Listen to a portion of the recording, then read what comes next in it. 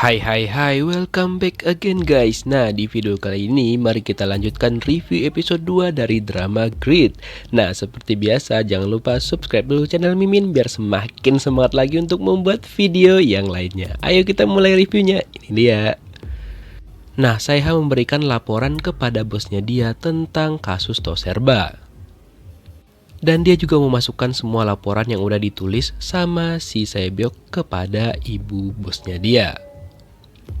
Namun ketika si ibu bosnya dia melihat sketsa wajah yang merupakan kaki tangan dari si penjahat itu, tiba-tiba aja bosnya dia langsung memberikan mimik wajah yang sangat berbeda dan itu cukup mencurigakan sekali. Kemudian apalagi si ibu itu langsung mengatakan kepada Saeha untuk menghapus semua file yang terkait dengan berita tersebut. Setelah itu mereka pergi ke kantornya Saebyok dan langsung mengatakan kepada semua orang yang ada di sana bahwa mereka lah yang akan mengambil alih kasus tersebut. Semua bukti-bukti yang sudah dikumpulkan oleh para detektif mereka ambil secara paksa. Walaupun para detektif tidak menyetujui hal itu, namun bos mereka sudah meng-ACC-nya sehingga mereka tidak bisa lagi berbuat apa-apa dan mau tidak mau memberikan kasus itu kepada Biro Administrasi. Kemudian mereka juga mencoba untuk mencari di mana keberadaan Saebyok yang ternyata sudah pergi untuk menganalisis DNA yang dia dapatkan dari rambut si kaki tangan dan ternyata hasil DNA itu sudah keluar dan sudah di tangan Saebyok. Dan Pak Dokter mengatakan bahwa DNA dari si kaki tangan itu sangat-sangat aneh, itu seperti DNA orang mati. Saebyok menjadi semakin bingung sebenarnya apa sih yang sedang terjadi.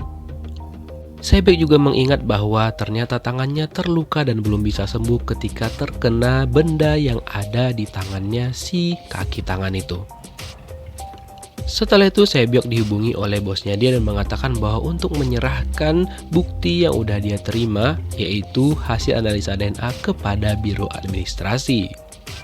Saebyok tidak mau menerima hal itu dan dia langsung segera pergi dari sana. Namun ternyata Saeha dan juga temannya melihat Saebyok dan mereka berusaha mengikuti Saebyok.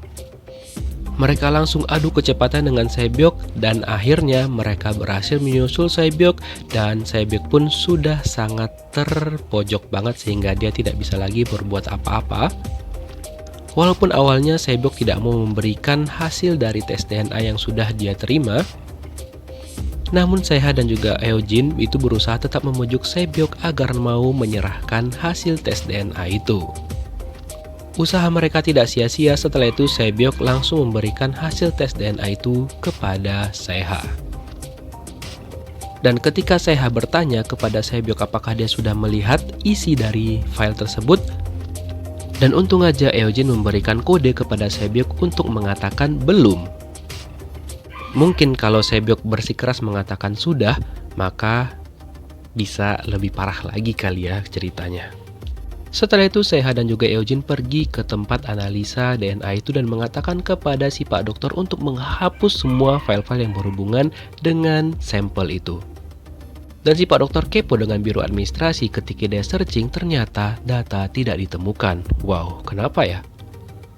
Sementara itu si Pak penjahat masih luntang-lantung di jalanan dan dia kayaknya lapar banget dan butuh duit dan dia pun berusaha untuk mencuri uang orang lain.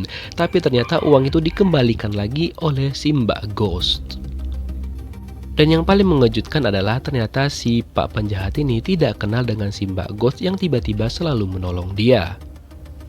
Dan ketika dia melihat sosok si Mbak Ghost, dia memilih untuk segera pergi dan kabur dari hadapan si Mbak Ghost. Nah, kira-kira kenapa ya? Apa tujuan si Mbak Ghost ini selalu menolong si Pak penjahat ini? Dan ternyata alat yang mengenai tangan si Saebyok itulah yang bisa membuat si Mbak ini bisa berpindah-pindah ke masa-masa. Di sisi lain, si ibu bos tiba-tiba aja mengemas semua barang-barang dan juga bukti-bukti yang sudah mereka dapatkan dari tempat detektif. File itu dimasukkan ke dalam kotak dan seperti mau diarsipkan gitu teman-teman. Nah, di sini Saeha tiba-tiba ada curiga dan dia pun mencoba untuk mencari tahu kemanakah dibawa file tersebut. Dan dia pun pura-pura mengikuti si ibu bos pada saat mau pulang dan pura-pura membukakan lift kepada si ibu bos padahal dia itu cuma pengen ngeliat kemana si ibu bos ini pergi. Setelah dia sampai di rumah, dia mencoba membuka portal CCTV yang ada di kantornya dia, dan akhirnya dia pun berhasil membuka portal tersebut. Dan dari sana Seha mencoba untuk melihat kemanakah si ibu bosnya pergi dan kemanakah dia membawa berkas-berkas tersebut.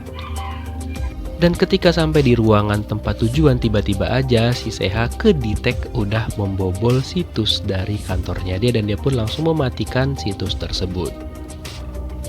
Dan dia semakin penasaran apa yang terjadi sebenarnya. Setelah itu dia memutuskan untuk pergi ke tempat persembunyian si pak penjahat sebelumnya. Namun entah apa sebenarnya yang dicari oleh Seha, namun tiba-tiba aja ada orang yang memperhatikan dia dari belakang. Kemudian Seha menyadari hal itu dan dia mencoba mengecek siapakah orang yang udah mencoba memperhatikan dia dan ada dalam ruangan itu. Setelah itu orang yang memperhatikan si Seha keluar dari sana dan terjadilah pertengkaran di antara mereka berdua. Nah, di sini Seha awalnya ngira kalau orang tersebut adalah si Mbak Ghost. Dan ternyata memang benar tebakan kita bahwa masa lalu Seha pernah berhubungan dengan si Mbak Ghost ini, dan itu terkait dengan orang tuanya dia. Namun sayangnya ternyata orang itu bukan si Mbak Ghost, tapi ternyata si Sae-byeok. Akhirnya Sae-byeok tahu apa tujuan dari Seha. Lalu Seha meminta maaf kepada Sae-byeok atas perbuatan dan juga perkataan kasarnya terhadap Sae-byeok yang dia kira adalah si Mbak Ghost.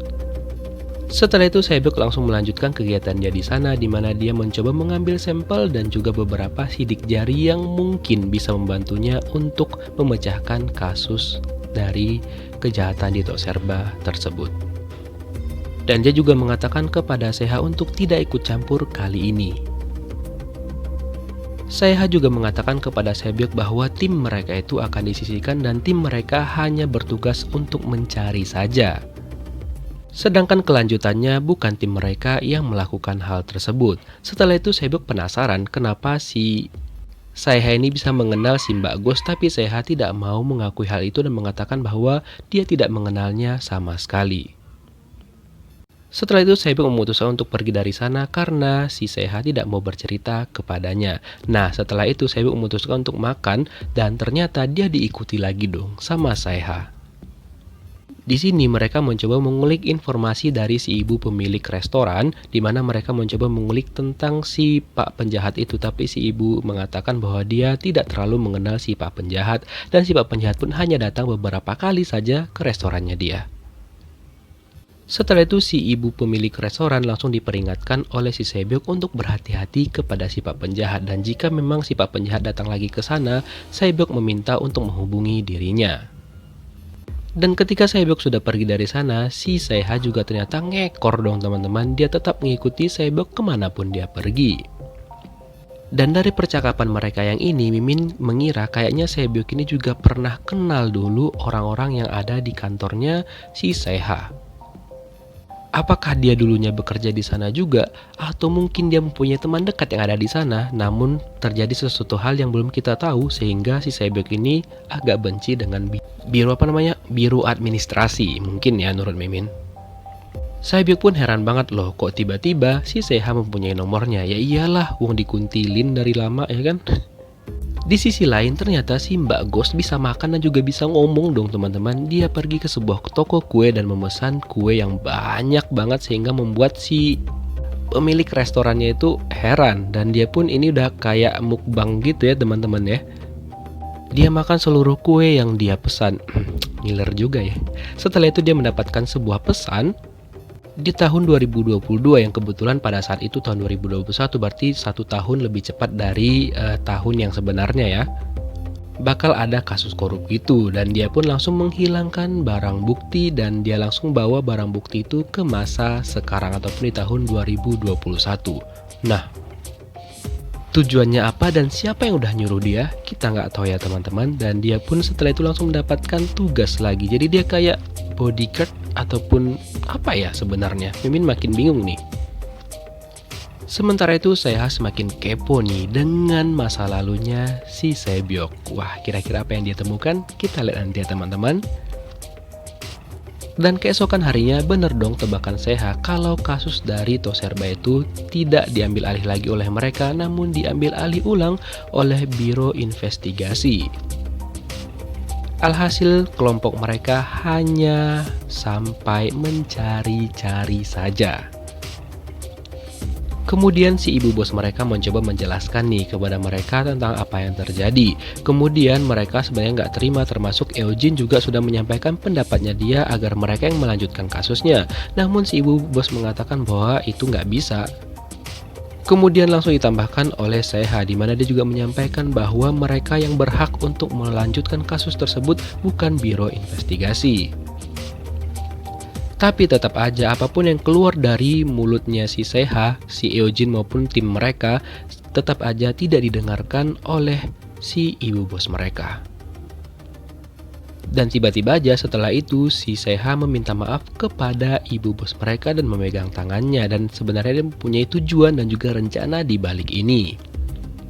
Setelah semua orang pergi dan juga pulang termasuk bosnya dia langsung masuk ke ruangan ibu bosnya. Tapi ternyata ruangan ibu bosnya sudah dipasang alarm gitu, dan akhirnya alarm itu langsung memberitahukan kepada si ibu bosnya bahwa sudah ada 2 kali orang yang berusaha masuk ke ruangannya dia. Dan ketika dicek ternyata dia menemukan Seha sudah ada di sana. Kira-kira apakah yang akan terjadi kepada Seha? Kita lihat di minggu depan. Thank you for watching. See you next video guys. Bye bye.